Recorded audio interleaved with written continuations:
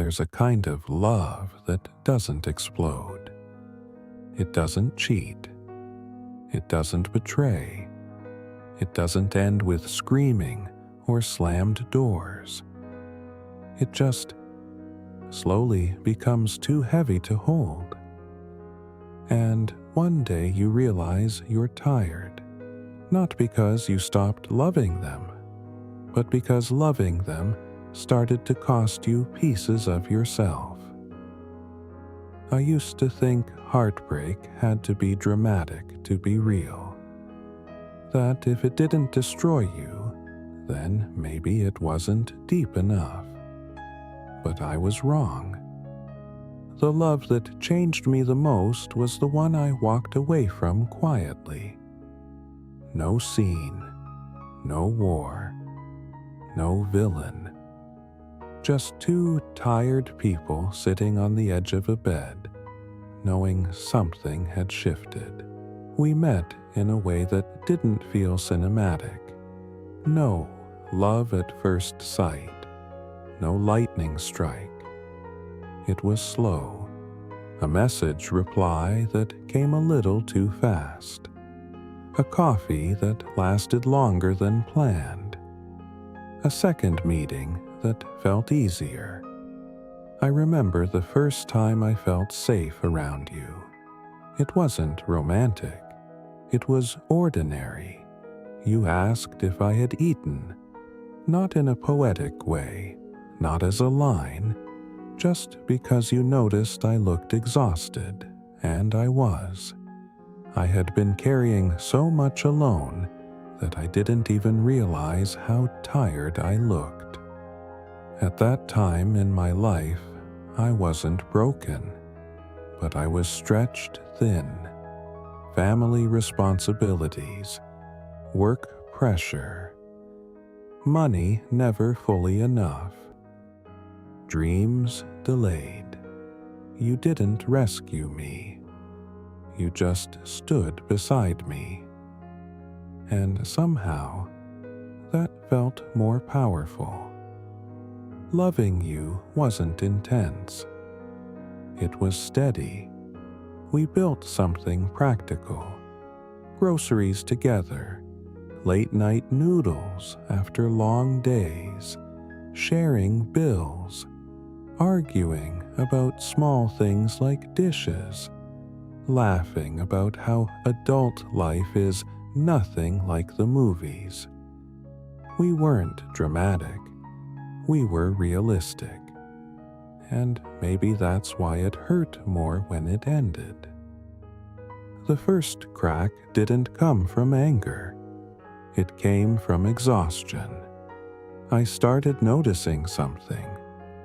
I was always adjusting, always understanding, always calming, always saying, "It's okay, I get it," even when I didn't. You were stressed too. I know that. Work was crushing you. Your ambitions were heavy. You were trying to become someone bigger, and I admired that. But slowly, I started shrinking. There's a difference between supporting someone and disappearing for them. I didn't see the line when I crossed it. I just kept being patient, kept being mature, kept being the strong one. Until one night, I sat alone in the bathroom crying quietly because I didn't know how to ask for comfort anymore. Not because you were cruel, you weren't. You were just tired. And so was I. Two good people. Too exhausted to meet each other properly. The conversation that ended us wasn't loud. It was soft, too soft. You said, "I don't think we're making each other happy anymore." And the scary part? I agreed. Not because I didn't love you, but because loving you had become survival. And love shouldn't feel like survival. When we decided to end it, there was no explosion, just silence. The kind of silence that feels like a room after guests leave. Everything still there, but empty. People asked, "What happened?" And I didn't know how to explain. How do you tell someone that nothing terrible happened, that no one cheated, no one lied, no one betrayed? We just slowly lost the energy to hold each other properly. The hardest part wasn't losing you. It was losing the future we had planned in quiet ways. The apartment we said we'd move into, the trip we postponed, the version of us that felt possible. That's what hurt. Not the person, the possibility. And here's the truth I didn't admit at first. I didn't regret loving you. I regretted forgetting myself while doing it. After we ended, I expected anger, but what came instead was gentleness. I didn't hate you. I didn't even resent you. I just felt tired, like I had put down a heavy bag I had been carrying for miles, and my shoulders finally realized how sore they were. That's when I understood something. Not all love is meant to be kept forever. Some love is meant to teach you how much you're willing to carry, and when to set it down. I don't carry you with bitterness. I carry you lightly, like a memory I can touch without bleeding, and that, to me, is growth.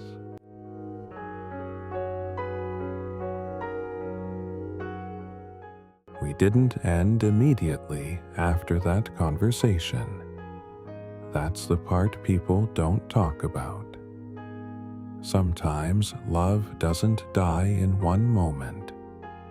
It fades. It fights. It tries again, and we tried. A week after we broke up, you texted me. Not romantic, not desperate. Just, "Can we talk?" I stared at that message for 10 minutes because I knew what it meant. Not, "I miss you." Not, "I can't live without you." It meant, "I'm not sure I made the right choice." And honestly, neither was I. We met at the same coffee shop where we used to sit on Sundays, the place where we once argued about whether to save money or travel more. You looked thinner, more tired. I probably did too. You said, "I think we gave up too fast." I wanted to believe that. God, I wanted to believe that. Because it's easier to fight for love than to accept it's not working. So we tried again. Not officially, not with celebration. Just quietly slipped back into each other's routines. You came over, left your toothbrush again. We ordered food, watched shows, pretended nothing had cracked. But something had, and we both knew it. The real problem wasn't affection. We still cared. The problem was pressure. Money became louder. Your company cut bonuses. My family needed help financially. Rent increased. We didn't argue about love. We argued about survival. One night, we were calculating expenses on my laptop. Bills, loan, groceries, electricity. Your side project that wasn't making money yet. You said, if you just trusted me more, I could focus on building something bigger. I add, if we don't pay rent, there won't be a bigger. That was the first time our dreams felt like they were competing. You wanted risk.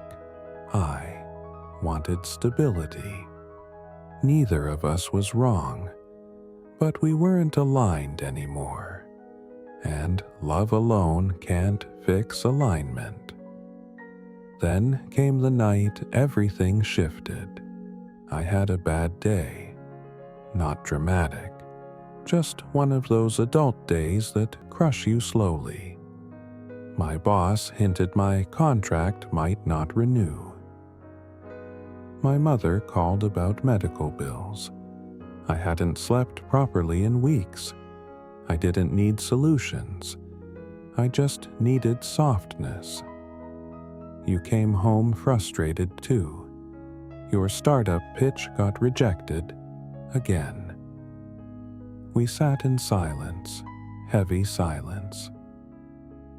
I said quietly, "Can you just hold me for a minute?" You replied, "I really don't have the energy tonight." You didn't say it cruelly, you said it honestly. But something inside me broke.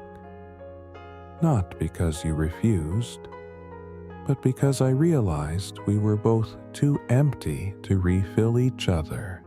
I went to the bathroom again that night, not crying loudly, just staring at myself in the mirror. And I asked myself a question I'd been avoiding. Why does loving him feel heavier than being alone?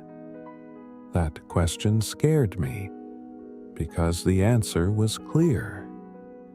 A week later, we had our only real fight. No screaming, just truth. You said, "I feel like you don't believe in me." I said, "I feel like I'm carrying everything." You said, "I'm trying." I said, "So am I." And there it was. Two people trying their best, and still failing each other. The last conversation happened in the kitchen, of all places. We were washing dishes, soap between us, water running. You said, "Maybe we love each other, but not in the way this life requires." That sentence stayed with me, because it was true. Love isn't just emotion.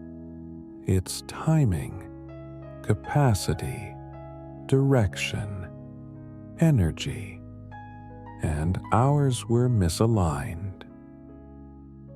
This time we didn't say, "Let's try again." We said, "Let's stop hurting each other." And that was the most mature thing we ever did. When you packed your things, there was no dramatic goodbye. You hugged me, longer than usual, and whispered, "I hope one day this feels lighter." At the time, it didn't. It felt like failure. It felt like we weren't strong enough. But months later, I understood. It wasn't weakness. It was honesty. After you left, life didn't collapse.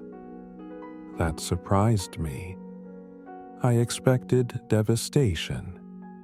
Instead, there was space, quiet, terrifying space, but also relief.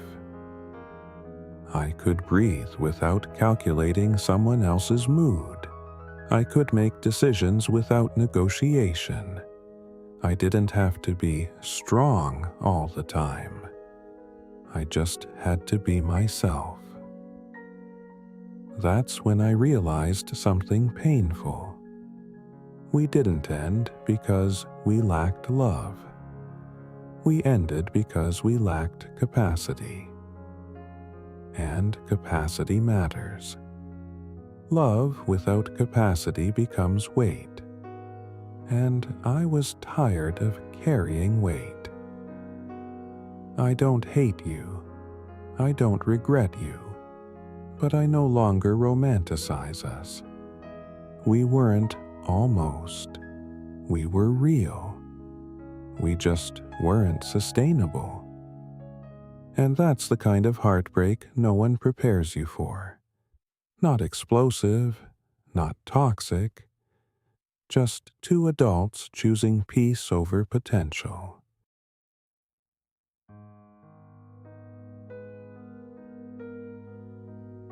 I didn't expect to see you again in a hospital, of all places. Not a cafe, not a street, not social media. A hospital corridor at 9:40 p.m. White lights, the smell of disinfectant, plastic chairs, people waiting for news they're not ready to hear. I was there because my mother had collapsed at home. Nothing dramatic at first, just dizziness, weakness, then fear. Hospitals have a way of shrinking you, no matter how strong you think you are. When I signed the admission form, my hands were shaking. I realized something terrifying. I didn't have anyone to call first. Not anymore. I stepped outside to breathe. And that's when I saw you, sitting alone, leaning forward, hands clasped, eyes red. For a second, I thought my mind was playing tricks on me. But it was you, older, thinner, quieter. You looked up, and we both froze. There are moments in life where time doesn't slow down. It just sharpens. Every detail becomes clear. The way your jaw tightened, the way you stood up slowly, the way neither of us knew whether to smile. You said my name, softly, like it was fragile. We didn't hug. We didn't rush. We just stood there, two people who once shared everything, now unsure how to stand near each other. You said your father had a stroke. Sudden, severe. I see you. I nodded. My mother was in imaging. Possible heart issue. We both laughed lightly, not because it was funny, but because life has strange timing. We sat down next to each other, not touching, not distant, just beside. For the first time since we ended, there was no tension, no unfinished argument, just reality, stripped down. You asked, "Are you okay?" And for the first time in years, I answered honestly, "No." No pretending, no being strong, just no. You nodded. I'm not either. And somehow that felt equal. We talked quietly about doctors, insurance, how adult life hits harder than expected. Then silence came. But this time it wasn't heavy. It wasn't the silence of people failing each other.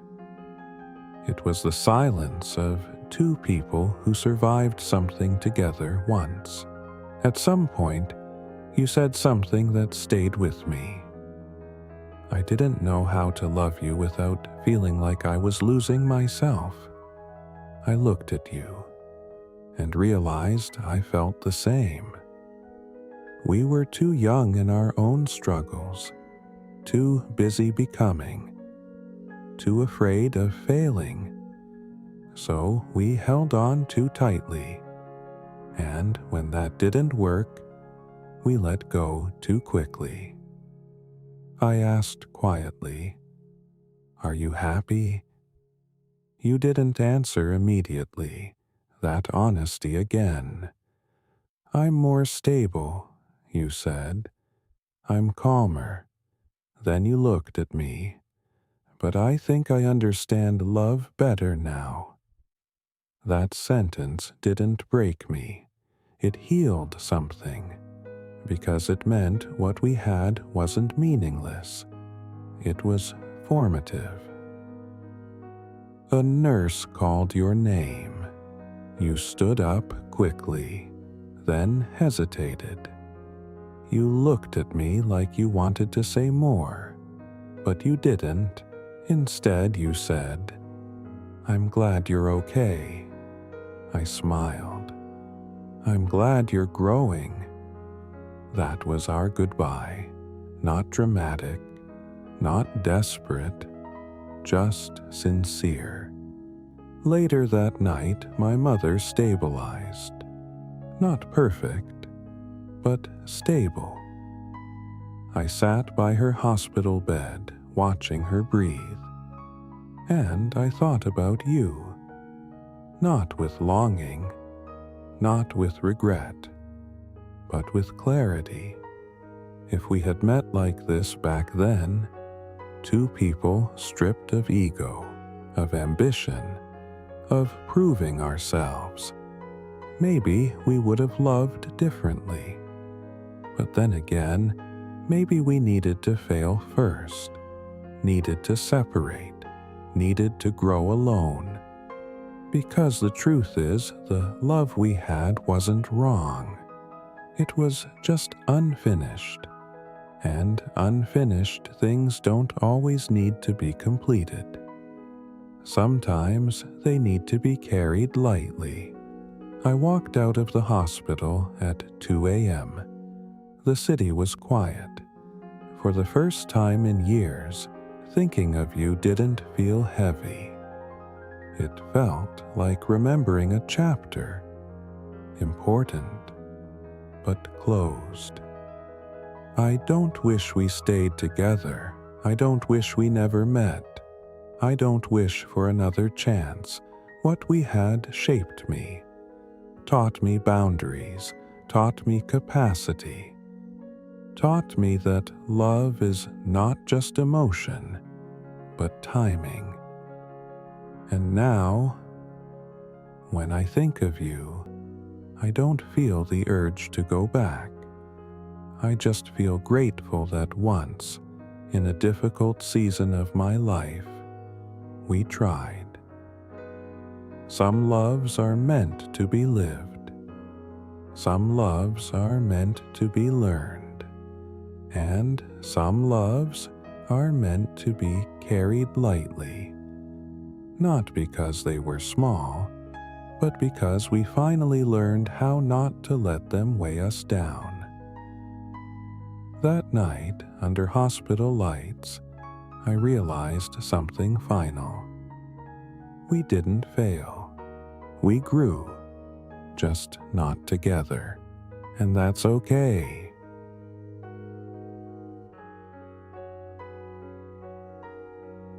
After the hospital night, something inside me shifted permanently, not dramatically, just quietly rearranged. For years, I used to measure love by intensity, how much it hurt, how much I missed, how hard it was to let go. But that night taught me something different. Real growth doesn't scream. it settles. A few weeks later, my mother was recovering at home. Life went back to routine. Work, bills, groceries, laundry. The same adult rhythm. But I wasn't the same. I noticed it in small things. When stress came, I didn't immediately look for someone to hold it with me. When loneliness appeared, I didn't panic. I just sat with it. And that's when I realized I wasn't lonely because you were gone. I had been lonely even when we were together. That truth was uncomfortable, but freeing. We don't talk enough about that kind of loneliness, the one that exists inside relationships. When both people are trying, but neither feels fully seen. When you're sharing a bed, but not sharing emotional capacity. When you're together, but still carrying your heaviest thoughts alone. That was us. Not toxic, not cruel, just emotionally overdrawn. Months passed. We didn't text. We didn't check stories. We didn't accidentally reach out. And for the first time, that distance didn't feel like punishment. It felt like respect. Respect for what we had. Respect for what we couldn't maintain.